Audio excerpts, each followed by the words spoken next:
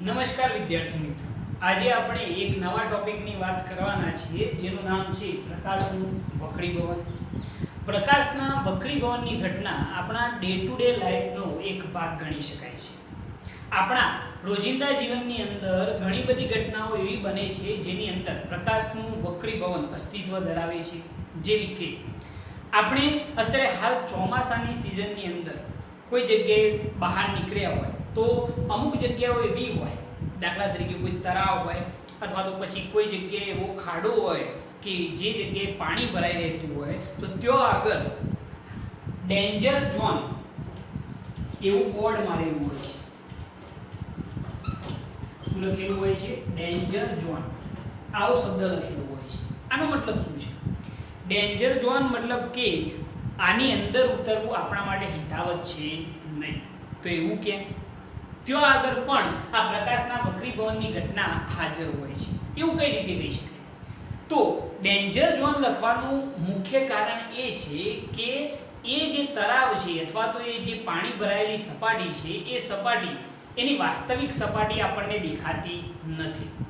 વાસ્તવિક સપાટી જેટલી હોય છે એનું તળિયું જે હોય છે એ વાસ્તવિક રીતે ઘણું બધું ઊંડું હોય છે, પરંતુ આપણે જ્યારે એને જોઈએ છીએ ત્યારે એ તળિયાની જે સપાટી છે એ સહેજ ઉપર આવેલી આપણને દેખાય છે, જેના લીધે એની વાસ્તવિક ઊંડાઈનો આપણને ખ્યાલ આવતો નથી. જેના લીધે આવી જગ્યાઓ પર ડેન્જર ઝોન એવો બોર્ડ મારેલું હોય છે, જેથી આપણે એની અંદર ઉતરવું જોઈએ નહીં. બીજી વસ્તુ કે બીજી એક વાત કરીએ તો સામાન્ય રીતે હું તમને એમ કહી શકું કે સમજી લો કે તમે આ ઘટનામાંથી પસાર થયેલા જશો, તમે એ વસ્તુ જોઈ હશે કે કોઈ પાણી ભરેલું આ રીતનો કોઈ ગ્લાસ હોય અને એની અંદર સમજી લો કે આપણે કોઈ પેન્સિલ મૂકી દઈએ અને એને જો બાજુ પરથી એનું નિરીક્ષણ કરવામાં આવે તો એ આપણને કેવી દેખાય છે? તમે આ વસ્તુનો અનુભવ કરેલો હશે. તમે ધ્યાનથી જોશો તો તમને આ જે સ્થિતિ છે એ કંઈક આવી દેખાવા મળશે. આ જે સ્થિતિ છે એ કંઈક આ ટાઈપની તમને જોવા મળશે. બરોબર છે? શું જોવા મળે છે આપણને અહીંયા આગળ? તો અહીંયા આગળ જે પેન્સિલ છે એ પેન્સિલ સહેજ તૂટેલી દેખાય છે. પેન્સિલ જે છે એ સહેજ આપણને કેવી દેખાય છે? તૂટેલી દેખાય છે. એનો મતલબ એવો છે કે આ જે પેન્સિલ તૂટેલી દેખાય છે ત્યાં આગળ પણ પ્રકાશના વક્રીભવનની ઘટના હાજર છે, જેથી આપણને આ પેન્સિલ સહેજ તૂટેલી દેખાય છે. એના સિવાય પણ ઘણા બધા ઉદાહરણો આપણે કહી શકીએ છીએ. બીજું એક ઉદાહરણ જો આપણે કહેવું હોય તો હું તમને એમ કહી શકું છું કે સમજી લો કે આપણે આ રીતનો એક ગ્લાસ વિચારી લઈએ, બરોબર છે, અને આ ગ્લાસની અંદર પાણી ભરેલું છે અને એના તળિયે આ રીતનો એક સિક્કો મૂકેલો છે, બરોબર છે, આની અંદર પાણી ભરેલું છે. હવે આપણે એને જ્યારે ઉપરથી જોઈએ છીએ, બરોબર છે, સમજી લો કે સહેજ ત્રોસી નજરે એને જોવાનો પ્રયત્ન કરીએ છીએ તો આ જે સિક્કો છે એ એની વાસ્તવિક ઊંડાઈ આપણને દેખાશે નહીં, પરંતુ સહેજ ઉપર આવેલો દેખાય છે. અને એ વસ્તુ કઈ રીતે બની છે? એનું મુખ્ય કારણ એ છે કે આપણને કોઈ પણ વસ્તુ ક્યારે દેખાય એ આપણે જાણીએ છીએ કે જ્યારે કોઈ સપાટી હોય તો એ સપાટી પર પ્રકાશના કિરણો આપાત થાય, આપાત થઈ અને ત્યાંથી પરાવર્તન પામી અને આપણી આંખમાં પ્રવેશે ત્યારે આપણા રેટિના પર એનું પ્રતિબિંબ રચાય છે.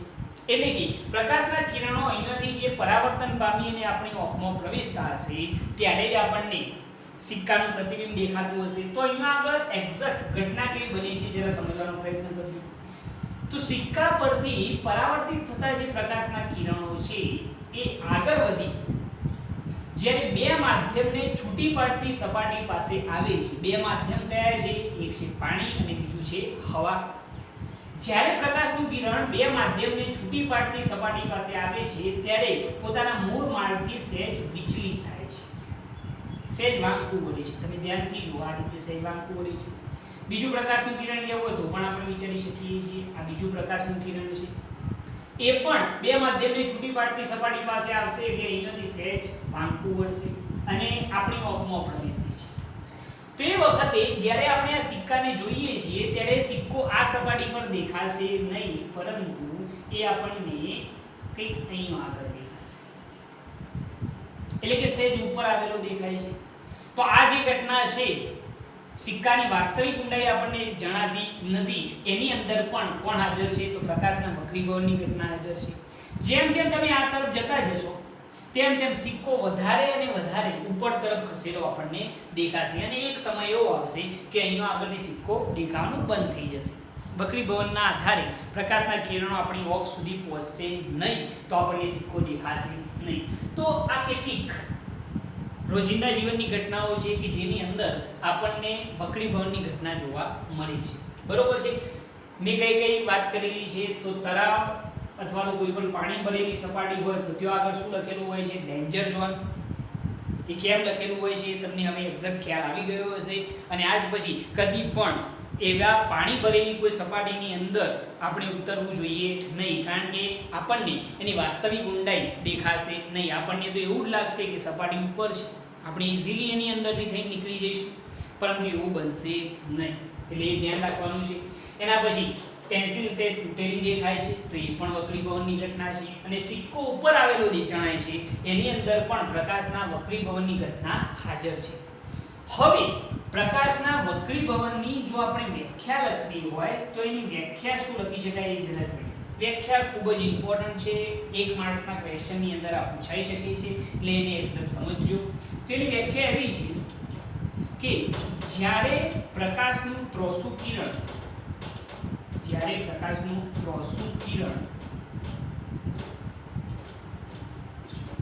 એક પારદર્શક માધ્યમમાંથી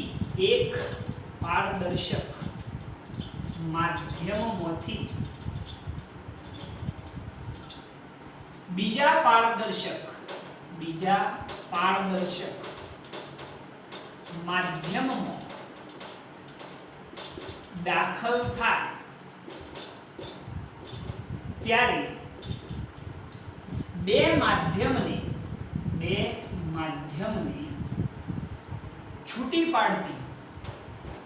છૂટી પાડતી સપાટી પાસે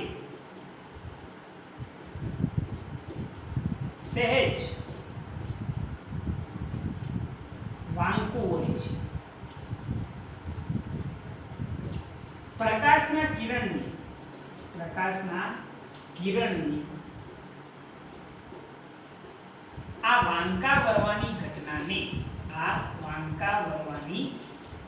ઘટનાને પ્રકાશનું વક્રીભવન કહે છે.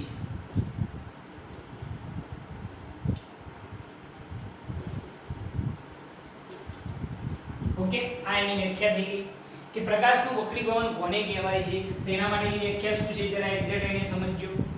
તો જ્યારે પ્રકાશનું ત્રોસુ કિરણ એક પારદર્શક માધ્યમમાંથી બીજા પારદર્શક માધ્યમમાં દાખલ થાય, આ પ્રકાશનું જે ત્રોસુ કિરણ છે એ એક પારદર્શક માધ્યમમાંથી બીજા પારદર્શક માધ્યમમાં દાખલ થાય. પારદર્શક માધ્યમો અહીંયા કયા છે તો અહીંયા છે આ પાણી અને અહીંયા છે આ હવા. તો જ્યારે પ્રકાશનું ત્રોસુ કિરણ એક પારદર્શક માધ્યમમાંથી બીજા પારદર્શક માધ્યમમાં દાખલ થાય ત્યારે બે માધ્યમને છૂટી પાડતી સપાટી પાસે, આ જે સપાટી છે બે માધ્યમને છૂટી પાડતી સપાટી છે, એ બે માધ્યમને છૂટી પાડતી સપાટી પાસે સહેજ વાંકું વળે છે. પ્રકાશના કિરણને આ વાંકા પડવાની ઘટનાને પ્રકાશનું શું કહેવાય છે? વક્રીભવન કહેવાય છે. બરોબર છે. તો આ રીતે આપણે આ પ્રકાશના વક્રીભવનની ઘટનાને સમજી શકીએ છીએ, જે આપણે ડે ટુ ડે લાઈફનો એક ભાગ ગણી શકાય છે.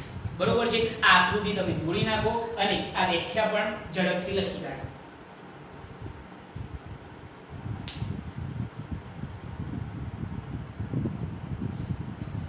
ઓકે, હવે આપણે આનાથી આગળ જો વાત કરીએ તો પ્રકાશના વક્રીભવનની જે ઘટનાઓ છે એની મદદથી આપણે આ ચેપ્ટરની અંદર ઘણી બધી વસ્તુઓ આપણે શીખી શકીએ છીએ.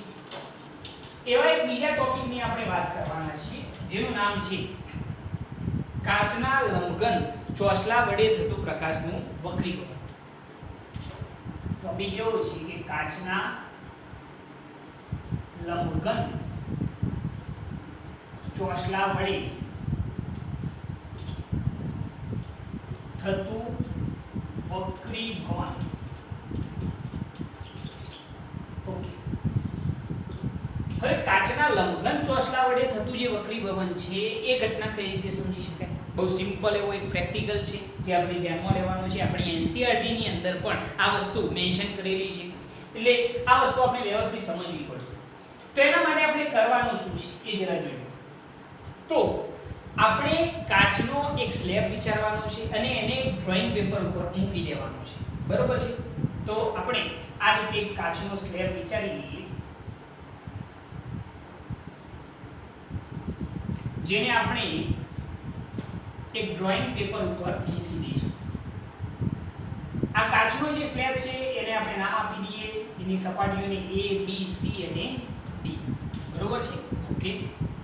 હવે અહીંયા આગળ આપણે એવું કરવાનું છે કે આપણે ટોટલ 4 ટોકણીઓ લેવાની છે. 2 ટોકણી આપણે અહીંયા આગળ ગોઠવવાની છે, તો જેથી આપણે એવી રીતે ગોઠવવાની છે કે જેથી એ સપાટીને લંબરૂપે ના રહે. પ્રકાશની વક્રીભવનની ઘટના આપણે સમજવા જઈ રહ્યા છીએ, જેથી આપણે જે 2 ટોકણીઓ ગોઠવવાના છીએ એ સહેજ ખૂણો બનાવે એ રીતે ગોઠવવાની છે. એટલે અહીંયા આગળ આપણે જે 2 ટોકણી ગોઠવીશું એ કંઈક આ રીતે આપણે ગોઠવીશું. એક ટોકણી P બિંદુ પાસે અને બીજી અહીંયા Q બિંદુ પાસે આપણે ગોઠવી દઈશું, બરોબર છે? 2 ટોકણીઓ આપણે ડ્રોઈંગ પેપર ઉપર ગોઠવી દીધી છે, બરોબર. હવે બીજી 2 ટોકણીઓ જે છે એ આપણે આ તરફ ગોઠવવાની છે, પરંતુ એ 2 ટોકણીઓ એવી રીતે ગોઠવવાની છે કે જેથી આ 4 ટોકણીઓ આપણને એક જ રેખામાં દેખાય, બરોબર છે? તો આપણે જ્યારે આ બાજુ આવી અને ટોકણીઓ ગોઠવવાનો પ્રયત્ન કરીશું તો એ જે ટોકણીઓ છે એ કંઈક આ રીતે આપણે ગોઠવવી પડશે. આ રીતે આપણે ગોઠવીશું તો એ વખતે અહીંયાથી જ્યારે આપણે જોઈશું તો આપણને આ 4 જે ટોકણીઓ છે એ કેવી દેખાશે? તો એક જ રેખામાં દેખાશે, કંઈક આ રીતે, બરોબર છે? આ રીતે આપણે આ જે 4 ટોકણીઓ છે એ 4 ટોકણીઓ એક જ રેખામાં દેખાશે, બરોબર છે? હવે આ રીતે ટોકણીઓને ગોઠવ્યા પછી આપણે સૌપ્રથમ એક કામ એ કરીશું કે આપણે આ જે PQ ટોકણીઓ છે એને આપણે જોડી દઈશું. આ રીતે આપણે જોડી કાઢીશું, બરોબર છે?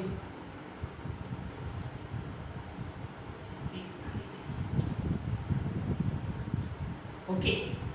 આપણે P અને Q જે ટોકણીઓ છે એને આ રીતે જોડવાની રહેશે, બરોબર છે? એ રીતે R અને S ને પણ જોડી કાઢવાની છે, તો આપણે આને પણ જોડી કાઢીએ આ રીતે. ઓકે. હવે જરા જોજો કે આટલું કામ થઈ જાય એના પછી આપણે શું કરવાનું છે. આટલું કામ થઈ જાય એના પછી જે આ AB સપાટી છે, બરોબર, અને આ DC સપાટી છે, હવે આપણે આ જે વચ્ચે કાચનો સ્લેબ છે એને આપણે ઉઠાઈ લઈશું. શું કામ કર્યું ફરીથી સમજો. સૌપ્રથમ 4 ટોકણીઓ ગોઠવવાની, 2 આ બાજુ, બીજી 2 એ રીતે ગોઠવવાની છે જેથી 4 કેવી દેખાય? એક જ રેખામાં દેખાય. અને પછી આપણે આ જે કાચનો સ્લેબ છે એને ઉઠાવી લઈશું. ઉઠાવ્યા પછી અહીંયા આગળ જે AB સપાટી હતી ત્યાં આગળ આપણે નામ આપી દઈએ. આ જે સપાટી છે એને O નામ આપી દઈએ અને આ જે સપાટી છે ત્યાં આગળ O' નામ આપી દઈએ, બરોબર છે? હવે આપણે O અને O' બિંદુઓ જે છે એને આપણે જોડી દઈશું કંઈક આ રીતે. આ રીતે આપણે જોડી દેવાના છે.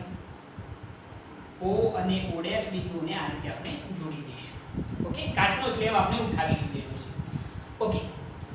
હવે અહીંયા આગળ આપણને એક વિચિત્ર ઘટના દેખાય છે કે અહીંયા આગળ પ્રકાશના જો કિરણની વાત કરીએ તો અહીંયા આગળ PQ પ્રકાશનું એક કિરણ બને છે અને RS પણ એક કિરણ બને છે, પણ આ બંને એક જ રેખામાં નથી. અને ટોકણીઓ આપણને કેવી દેખાતી હતી? એક જ રેખામાં દેખાતી હતી. મતલબ કે અહીંયા આગળ પ્રકાશના વક્રીભવનની ઘટના હાજર છે. હવે આટલું કામ થયા પછી આપણે આ જે O બિંદુ છે, આ AB સપાટી છે, એ AB સપાટી પર એક લંબ દોરી કાઢીશું. એક આ રીતે એક લંબ દોરવાનું છે આપણે. આ રીતે એક લંબ દોરી કાઢવાનું, બરોબર છે? અહીંયા આગળ પણ એક લંબ દોરી કાઢીશું કંઈક આ રીતે. આ રીતે એક લંબ વિચારી લેવાનું છે. ઓકે. 2 લંબ આપણે વિચારી લઈશું. હવે અહીંયા આગળ પ્રકાશના જે કિરણો છે એને જો આપણે નામ આપવા હોય તો નામ શું આપી શકાય એ જરા જોજો. આટલું કામ થઈ જાય એટલે આપણું ઓલમોસ્ટ 80% કામ પૂરું થઈ ગયું છે. હવે જરા જોજો, આ જે પ્રકાશનું કિરણ બને છે એને આપણે પ્રકાશનું આપાત કિરણ કહી શકીએ છીએ. આ કિરણને આપણે શું કહીશું? પ્રકાશનું આપાત કિરણ. બરોબર છે? ઓકે. એના પછી આ જે પ્રકાશનું કિરણ છે, આ જે પ્રકાશનું કિરણ બને છે એનું શું થયું છે? પોતાના મૂળ માર્ગથી વિચલિત થયું છે. વિચલિત થયું છે ને, એનો મૂળ માર્ગ તો આમ જવો જોઈએ, પરંતુ એ સહેજ આમ જાય છે. મતલબ કે આનું વક્રીભવન થયું છે કે જેના લીધે આ જે પ્રકાશનું કિરણ છે એને આપણે નામ આપીશું વક્રીભૂત કિરણ. શું નામ આપીશું? વક્રીભૂત કિરણ. અને આ જે અંતિમ કિરણ બહાર નીકળી રહ્યું છે એને આપણે નામ આપીશું નિર્ગમિત કિરણ. અને શું નામ આપીશું? નિર્ગમિત કિરણ. બરોબર છે? આપણે પ્રકાશના કિરણોને નામ આપી દીધા. આ આપાત કિરણ, આ વક્રીભૂત કિરણ અને આ નિર્ગમિત કિરણ. ઓકે. હવે આપણને ખ્યાલ છે કે આપાત કિરણે સપાટી પર દોરેલા લંબ સાથે બનાવેલા ખૂણાને શું કહેવામાં આવે છે? આપાત કોણ, જેને આપણે નામ આપીએ I1. શું નામ આપ્યું? I1. આ કયું કિરણ છે? વક્રીભૂત કિરણ. વક્રીભૂત કિરણે સપાટી પર દોરેલા લંબ સાથે બનાવેલા ખૂણાને શું કહેવાય છે? વક્રીભૂત કોણ. ધ્યાન રાખજો, આ જે I1 છે એને આપણે શું કહીશું? આપાત કોણ. આ વક્રીભૂત કિરણે આ લંબ સાથે બનાવેલા ખૂણાને શું કહેવામાં આવશે? વક્રીભૂત કોણ. આ નામકરણ ખાસ તમારે યાદ રાખવાનું છે. આ આપાત કોણ, આ વક્રીભૂત કોણ. બરોબર છે? એના પછી આ જે ખૂણો બને છે એ વક્રીભૂત કિરણ જે છે એ ડીસી સપાટી માટે શું બની જાય? આપાત કિરણ. એટલા માટે આ જે ખૂણો બને છે એ પણ આપણું શું બની જશે? આપાત કોણ જ બની જશે. પરંતુ એને આપણે નામ આપ્યું છે I2. એને આપણે શું નામ આપીશું? I2. એ રીતે અહીંયા આગળ આ જે ખૂણો બને છે એ નિર્ગમિત કિરણે સપાટી પર દોરેલા લંબ સાથે બનાવેલો ખૂણો છે. એટલા માટે એને જો કહેવું હોય તો તમે નિર્ગમન કોણ પણ કહી શકો છો. અને શું કહી શકાય? નિર્ગમન કોણ કહી શકાય છે. ઓકે. હવે અહીંયા આગળ આપણે કઈ કઈ બાબતો ધ્યાનમાં રાખવાની છે એ જરા જોજો. કે અહીંયા આગળ આ જે માધ્યમ હતું એ હવાનું માધ્યમ છે. અહીંયા આગળ આ કયું માધ્યમ છે? હવા. હવા જે છે એ પાતળું માધ્યમ ગણી શકાય. કેવું માધ્યમ ગણવામાં આવશે આને? પાતળું માધ્યમ. એના પછી આ જે છે એ કાચનું માધ્યમ છે, જે આપણા માટે ઘટ્ટ માધ્યમ બનશે. અને પાછું અહીંયા આગળ આવશે એટલે પાછી હવા થઈ જશે, જે આપણા માટે કેવું માધ્યમ થઈ જશે? તો પાતળું માધ્યમ થઈ જશે. બરોબર છે? આટલી ઘટનાઓ ખાસ સમજવાની છે. ફરીથી એકવાર તમે સમજી લેજો કે એક્ઝેક્ટ આઈડિયા આપણે શું વિચારેલું છે. તો અહીંયા આગળ આપણે કાચનો સ્લેબ મૂક્યો, અહીંયા આગળ બે ટોકણીઓ ગોઠવેલી છે P અને Q. અહીંયા બીજી બે ટોકણીઓ ગોઠવી R અને S, જેથી ચારે ચાર ટોકણીઓ કેવી દેખાય? સીધી રેખામાં દેખાય. અને પછી આપણે કાચનો સ્લેબ ઉઠાવી અને O અને O' ને જોડી કાઢ્યા છે. બરોબર છે? તો આ કયું કિરણ બન્યું? આપાત કિરણ. આ કયું કિરણ બન્યું? વક્રીભૂત કિરણ. અને આ કયું કિરણ બન્યું? નિર્ગમિત કિરણ. બરોબર છે? આપાત કિરણને લંબ સાથે બનાવેલું ખૂણો આપાત કોણ I1, જેને આપણે નામ પણ આપેલું છે. તમે નામ નહીં આપો તો પણ ચાલશે, પણ જસ્ટ સમજવા માટે તમે આપાત કોણ નામ આપી શકો છો. બરોબર છે? ઓકે. એ રીતે વક્રીભૂત કિરણે આ લંબ સાથે બનાવેલો ખૂણો જે R1 છે એને શું કહેવામાં આવશે? વક્રીભૂત કોણ કહેવામાં આવશે.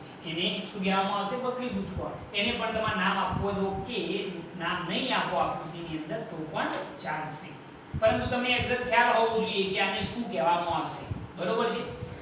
એના પછી ડીસી સપાટી માટે વક્રીભૂત કિરણ શું બની જાય? આપાત કિરણ. એટલા માટે આપાત કોણ શું બને? I2. અને છેલ્લું જે આ બહાર નીકળે છે એને શું કહેવામાં આવશે? નિર્ગમિત કિરણ. બરોબર છે? અને નિર્ગમિત કિરણે બનાવેલો ખૂણો કયો છે? R2 છે. ઓકે. હવે અહીંયા આગળ સમજવાની જે બાબતો છે એ કઈ કઈ છે?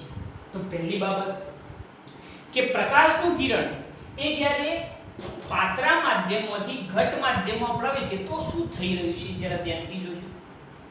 તમે કહેશો કે સાહેબ અહીંયા આગળ કંઈક તો થઈ રહ્યું છે કે પ્રકાશનું કિરણ પાતળા માધ્યમમાંથી ઘટ માધ્યમમાં પ્રવેશે ત્યારે લંબ તરફ વાંકું વળે છે. ધ્યાનથી જુઓ. જવું કઈ દિશામાં જોઈએ? આ દિશામાં જવું જોઈએ, પરંતુ એ લંબ તરફ સેજ વાંકું વળે છે. તો આપણો પહેલો પોઈન્ટ એ જ રહેશે કે પ્રકાશનું કિરણ પાતળા માધ્યમમાંથી માધ્યમમાંથી ઘટ માધ્યમમાં પ્રવેશી ત્યારે લંબ તરફ સહેજ વાંકું વળે છે. આપણો પહેલો પોઈન્ટ થઈ ગયો સૌથી મહત્વની બાબત કે પ્રકાશનું કિરણ પાતળા માધ્યમમાંથી ઘટ માધ્યમમાં પ્રવેશે ત્યારે લંબ તરફ સહેજ વાંકું વળે છે. ઓકે, બીજો પોઈન્ટ કયો છે? ઘટ માધ્યમમાંથી પાતળા માધ્યમમાં જાય તો શું થાય છે? લંબથી થોડું કેવું ગયું છે? દૂર ગયું છે. ધ્યાનથી જો, પાતળા માધ્યમમાંથી ઘટ માધ્યમમાં આવે તો લંબ તરફ વાંકું વળે, ઘટમાંથી પાતળા માધ્યમમાં જાય તો લંબથી થોડે કેવું જાય છે? દૂર જાય છે. તો બીજો પોઈન્ટ આપણો એ જ રહેશે કે પ્રકાશનું કિરણ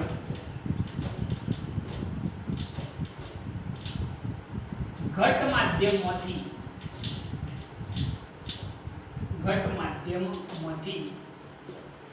પાતળા માધ્યમમાં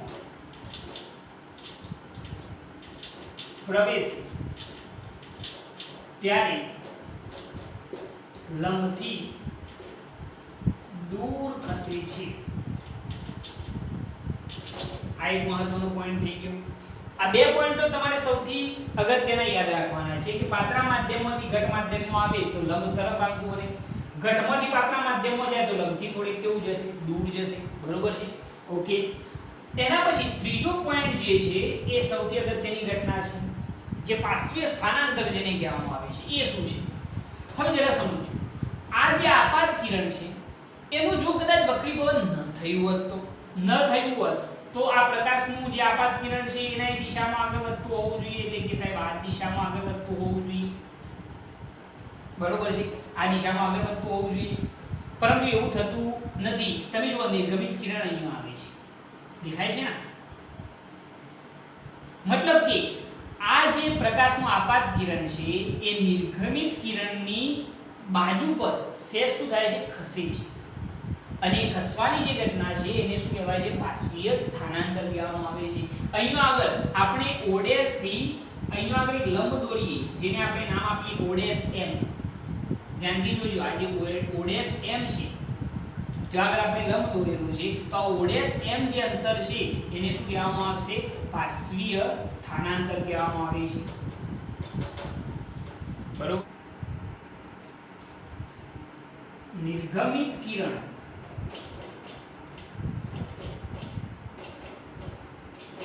આપાત કિરણને સમાંતર રહીને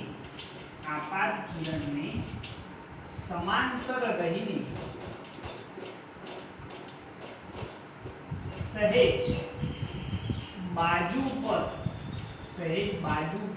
ખસે છે. પ્રકાશના કિરણની આ બાજુ પર ખસવાની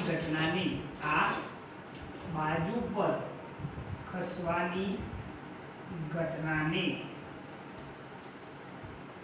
પાર્શ્વીય સ્થાનાંતર કહે છે.